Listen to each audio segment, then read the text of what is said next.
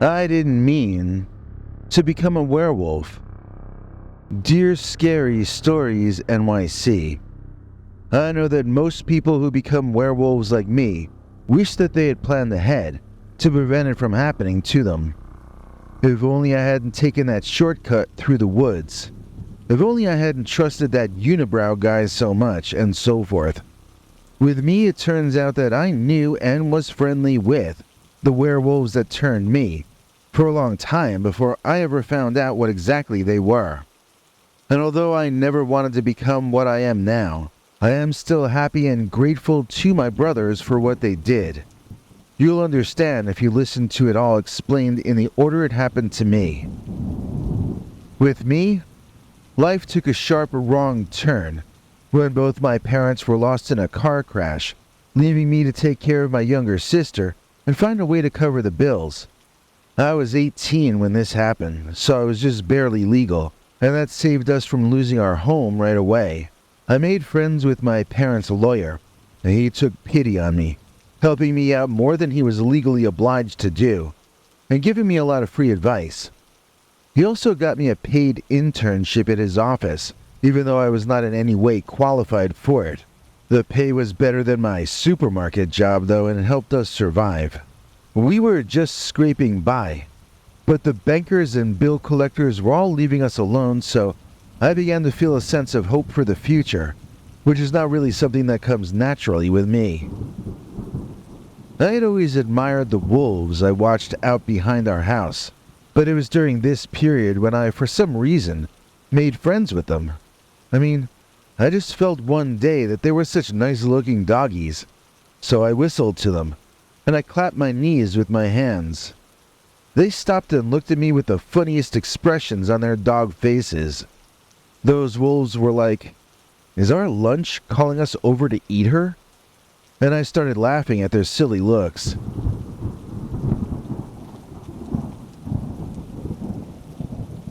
They eventually did trot over, looking at me like I must be insane, or possibly dangerous. After the first time one of them let me pet him, though, they all did. And from then on, I would save them a slice or two of bologna, which was more than I could afford to share with them at the time. It was my own food, but I wanted them to know that I liked them, so I shared it. At any rate, my sister never knew about my wild friends. Nobody knew about the wolves except me, it seemed. I was surprised when she told me later that she had never seen them in those days. I'm glad I was too busy to talk to anyone about them, though. People probably would have thought I was imagining them. Something that my sister and I were not imagining, however, was the sudden harassment we began receiving from the 4 sons of a certain family that lived not far from our home. They started off coming over and flirting with me in a very rude manner, but it soon degenerated into straight-out insults and threats. The boys each bullied us in a slightly different way, but the overall message was a unified one. They wanted us girls to get out of the house we lived in and let them take our land from us. They weren't telling us to sell the house to them. They just wanted us to go away so they could, I guess, squat on it? I'm not sure they really had thought it all through, since they seemed wasted on one thing or another every single time we had to deal with one of them. There was one night that I came home from work, and the boys were gathered all together, smashing things up inside our home, and I couldn't see where my sister even was. I didn't know if she had run into the woods to hide, or if she was in that house somewhere hiding. At that point, I realized those 4 boys were willing to do what it took to get what they wanted, and I admit, I lost all hope. I walked out to the woodline and I just leaned against a tree and cried. That's when I felt something warm and furry brush up against me on my left, and another on my right. I opened my eyes and looked around to see my wolf friends, which only made me cry harder. I would miss them so much, now that my sister and I were going to be homeless. Or at least I knew I'd be homeless. I didn't even know if my sister was still among the living. As I cried, more and more of the big doggies showed up, and they seemed to be getting angry at something. The sound of them growling together was mesmerizing, almost like the sound of a billion bees all buzzing at once. And then, in the same instant, as if they had one mind, the wolves took off into my house. They were going to confront the bullies. With them by my side, I might be able to get my house back and find my sister. I got involved in the action, which was quite frenzied. One of the dogs scratched me and drew blood by accident in the craziness, but I could see that he didn't even realize what he'd done, the big bruiser. As I watched, my canine friends treated the home invaders quite abruptly, let's say.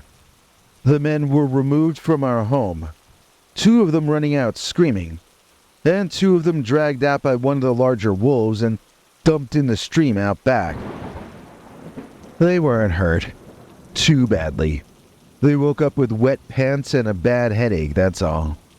But that was the last time they came around our place that month. Initially, I thought they were chased off permanently, but at least we now had some breathing room. So the wolves found my sister hiding in a closet and screaming because she thought they were going to eat her. These are big doggies. I can understand being afraid of them opening up the closet you're hiding in and giving you their quizzical sideways stare. I mean, it's cute to me, but context is king here. So this seemed at the time to sort of be our happy ending, you know? The bad guys had been chased off, and my sister had now also made friends with my wolf allies. But the thing is, I got scratched by one of those wolves, remember? Something I didn't say because I didn't actually know it at the time was that those 4 brothers, they got scratched too, right? Okay, just remember that, because I will get back to it. Weeks after this, I wasn't even thinking about any of this stuff any longer. My sister and I were up in her room watching a weird old Johnny Depp movie where he wears a leather jacket and has a teardrop tattooed on his cheek. I remember watching the movie and feeling really weird. After a while, I stood up feeling nauseous and I told my sister, I think I'm having morning sickness, as I ran into the bathroom to be sick for a while. Morning sickness is for pregnant ladies. I knew for a fact that I was not pregnant that month, unless it was an immaculate conception. So I have no idea why my brain farted that way. Well, actually, I do have a guess about it now. But back then, I felt confused. And on top of that, I felt confused about why I was feeling so confused. It reminded me of stories my mother had told me about the 2 times she was pregnant. She also said that at times she just felt like she needed a break from thinking, and so she would just veg out. But if you know it's happening because you're expecting a child, then you can relax into the mental haze if you choose to. I had no idea what was happening to me, and I admit that I was quite upset and frightened. I did not realize that it was a full moon out that night. I was not aware of the phases of the moon in those days, but trust me, I am now. The pains in every bone and muscle and joint in my body began, and I screamed as loud as I could in the bathroom, using more curses than any truck driver or sailor ever could have managed.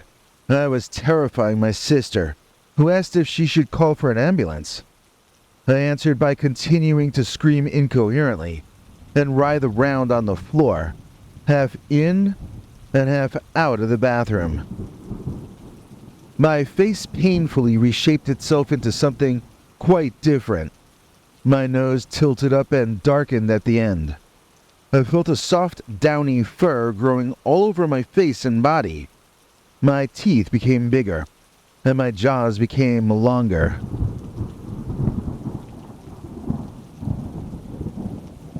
I was turning into an animal, and I was also hearing the howls of my brothers, the wolves I had made friends with. I understood their song for the first time that night. They could say so many things with the emotion in their cries. There was so much more information in the sounds they made than I ever could have possibly guessed. And I understood them now as more than friends. They were my family now. The only family that my sister and I had in the entire world. I found myself howling back to them, which made my sister begin crying uncontrollably. She'd been through a lot that year, and she was not dealing well with any of this. My cries and howls were heard, and my brothers began to draw near our home, slowly beginning to surround it from all sides. This was not something my sister could have been aware of, but I certainly sensed all of this happening around me in every direction. I may have been sick, and I may have been partially incapacitated, but I was also somehow tuned in to the entire world around me.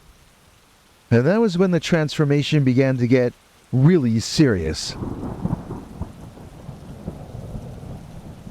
Cracking bones, and the indescribable feeling of knowing that your internal organs are rearranging themselves inside of you.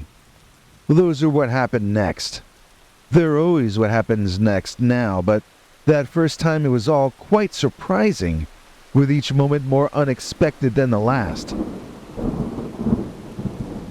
You would think that once a werewolf transformation starts, the rest should be fairly predictable. But the first time you feel fur growing at an accelerated rate out of every pore of your skin, it will not feel as you might expect it to feel. Every second of your first transformation is incredibly shocking when it happens, right down to the last claw emerging from the final toe on your new canine feet. None of it feels expected, and all of it is as surprising as a sucker punch.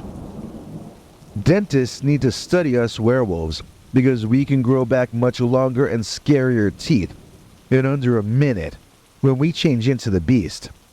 Think of how many people could abandon dentures for their own real teeth again if this phenomenon could only be studied and replicated. There's a lot of information here in a werewolf transformation, and there's a lot of science and medicine too, at least potentially. Once they can understand how this seemingly impossible change occurs, it can be used to grow back hair, to regrow teeth, and even to replace many kinds of cosmetic plastic surgery with a new biological face change technique. My sister laughs at me that I'm the only person in the world who can become a werewolf and figure out a way to relate it to cosmetics and beauty. But I say she's a little smart mouth. There's $1 million here for the first people who do what I'm describing, though. That's all I'm saying. So let's get back to my first transformation. I was sick. I was scared. My sister was bawling her eyes out, and I was becoming not a wolf like my friends and blood brothers, but some kind of a wolf man. Wolf lady, I guess? Wolf woman. Werewoman. I don't know how you say it, but I was still up on 2 legs. I still had thumbs. I was still in a lot of ways a human. But I had claws. And I had teeth. And I could hear many more things much more specifically. I was not myself any longer. I was this furry superhero version of myself instead. And I got up to go outside and to meet my brothers. Everything looks different when you're a werewolf. Everything feels different too. Your senses are not the same senses that we have as humans. I mean, they are the same, but they're so much more intense, with so much more information, that they may as well be literally called other things. It's sort of like the difference between a payphone from 1950 and an iPhone from 2023. They can both connect you to information, but are they even the same kind of a device? Anyway, I wasn't really pondering philosophical questions at that point in the story. I was on sensory overload, in both a good and a bad way. When my brothers arrived, I walked outside in my new form, and my sister trailed after me, terrified that I was going to run off and leave her alone. As the wolves gathered around to smell me and to welcome me into the pack in my new appearance, there were wolves that approached us who I had never seen before. And yet, somehow, I felt that I had seen them, in some way at least.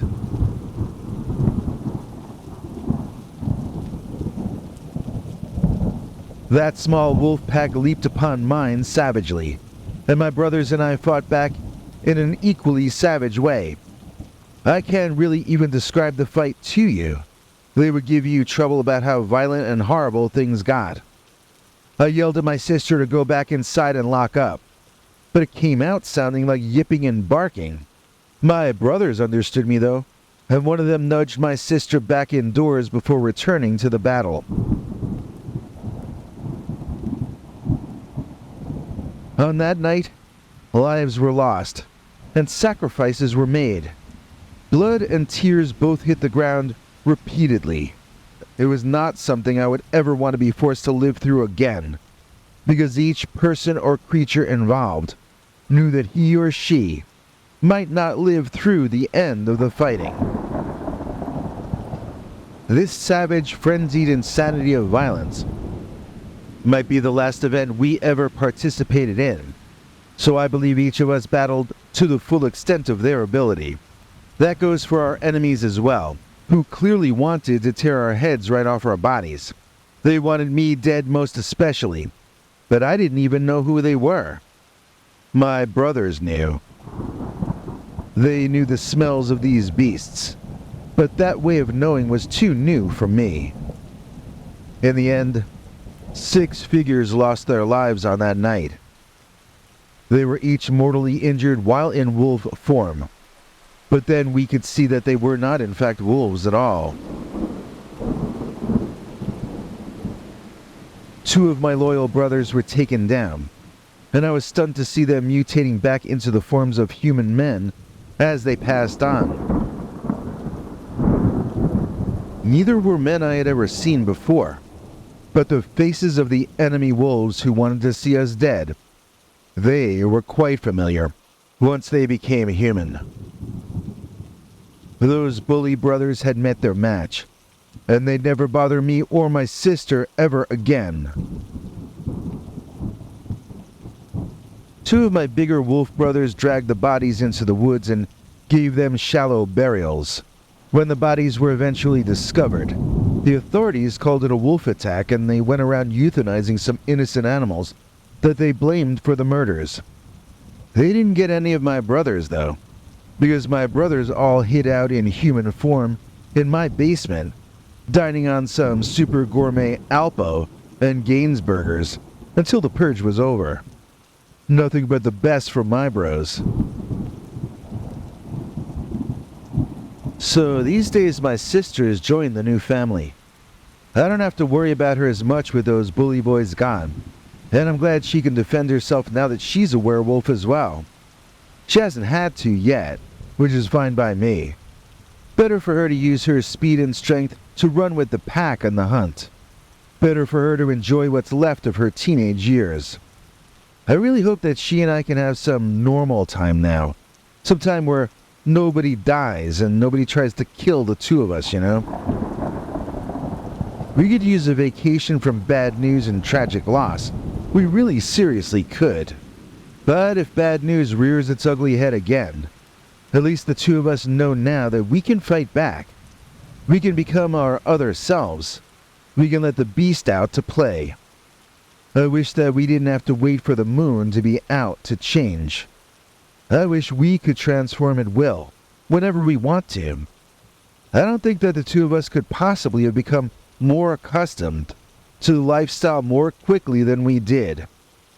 And all of this in spite of the fact that I didn't mean to become a werewolf.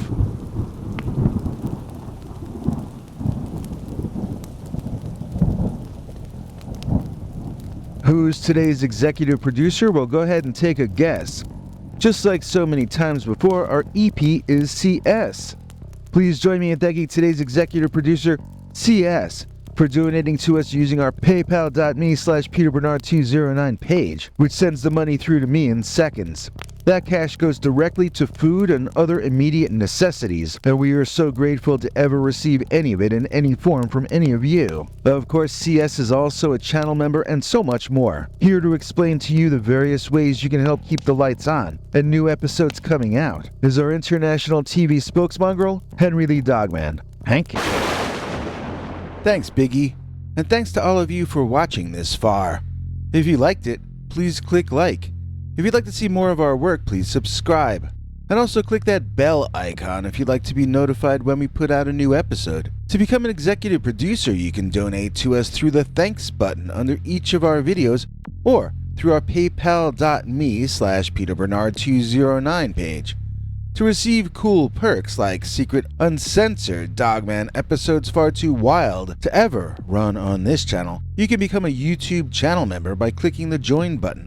Or join our PayPal subscribers club at peterbernard.com. Joining either at the $3 a month level or above gets you access to our over 25 hours of secret uncensored Dogman stories available nowhere else. Do you have a scary story about Dogman or some other kind of high strangeness that happened to you? Let us know by emailing us at scarystoriesnyc@gmail.com or by leaving us a voicemail message at 804-LA-SCARY.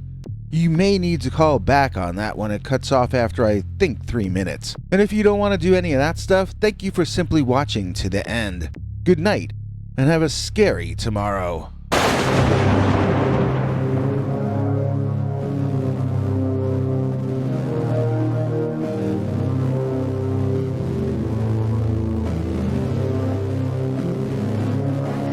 Come back for more scary stories.